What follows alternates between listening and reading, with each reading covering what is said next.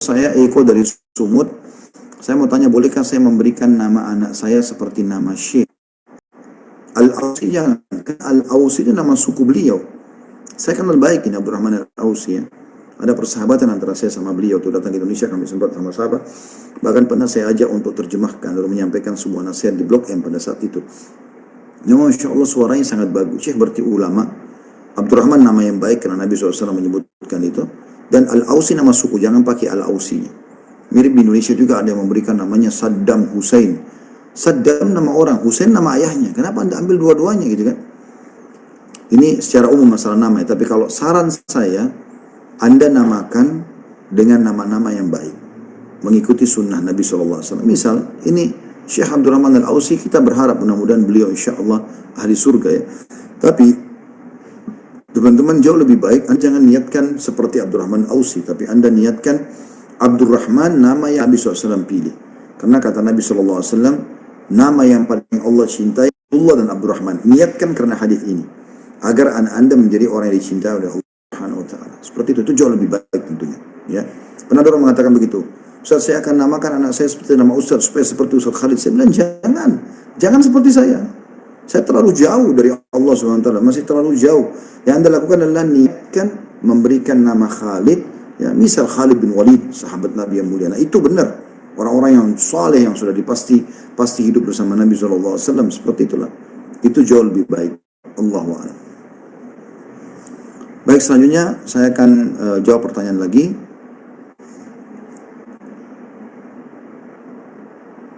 Bagaimana menjadi imam di saat COVID-19 ini? Imam di rumah saja. Ya, saya sarankan imam di rumah. Ini teman-teman tolong pertanyaannya masalah sholat di masjid terus terulang-ulang. Kemarin saya sudah coba nasihati ya. Dan kami sudah sampaikan pendapat kami. Saya pribadi sekarang melihat untuk tidak sholat di masjid. Dan sebelum sholat di masjid, sebelum terjadi pandemi ini, saya termasuk orang yang di barisan depan nyuruh orang untuk sholat di masjid. Anda kalau ketik di YouTube, ya, ada judul ceramah saya itu setelah ini Anda akan nyesal kalau tidak sholat di masjid, kalau nggak salah. Seperti itu. Anda coba dengarkan bagaimana dalil banyak di bab sholat. Saya ingatkan, saya motivasi teman-teman di kantor banyak Masya Allah yang bergabung sama kami. Selalu kami wajibkan di kantor harus pergi ke masjid. Tapi saat sekarang memang nggak bisa.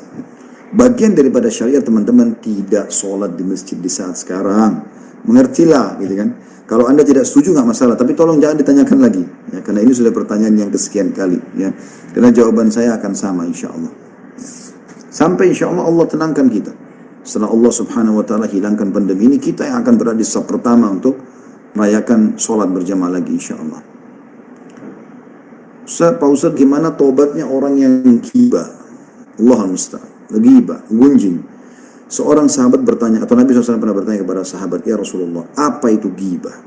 Kata Nabi SAW, engkau menyebutkan sesuatu dari saudaramu yang dia tidak suka untuk disebutkan. Artinya memang dasarnya ada pada dia. Pincang kaca, delta, kekurangan fisik misalnya. Atau mungkin memang dia berbuat satu perbuatan yang tidak baik. Lalu dia tidak suka disebarkan. Maka itu namanya ghibah. Lalu bagaimana kalau seandainya orang berbuat jahat? Nasihatin akhi dan baik. Agar dia jangan sampai terjerumus dalam pelanggaran-pelanggaran agama. Kan harusnya begitu. Empat mata, kalau dia tidak mau dengar ya sudah. Yang penting antum sudah nasihatin. Kalau sesuatu yang dilakukan yang berbahaya akan menyebarkan satu mudarat yang merata, misalnya dia mau merampok, nah, ini wajib Anda setelah nasihat dia tidak mau dengar, laporkan supaya jangan menjadi mudarat bagi orang lain. Tapi kalau hanya masalah pribadinya dia, ya sudah biarin aja, yang penting kita sudah nasihatin. Itu yang saya tahu. Bagaimana taubatnya? Taubatnya harus melakukan taubat kepada Allah Subhanahu wa Ta'ala, kembali ke jalan Allah. Kemudian yang kedua, Anda harus meminta keridhaan orang tersebut, karena ghibah masuk dalam pencoronan kehormatan. Kata Nabi SAW, kullu muslimin ala muslimin haram.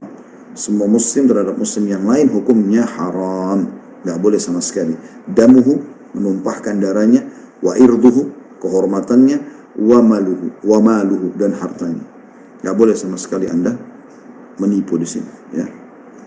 Jadi harus hati-hati. Dan tidak boleh sampai Anda merusak dan mencoreng kehormatannya.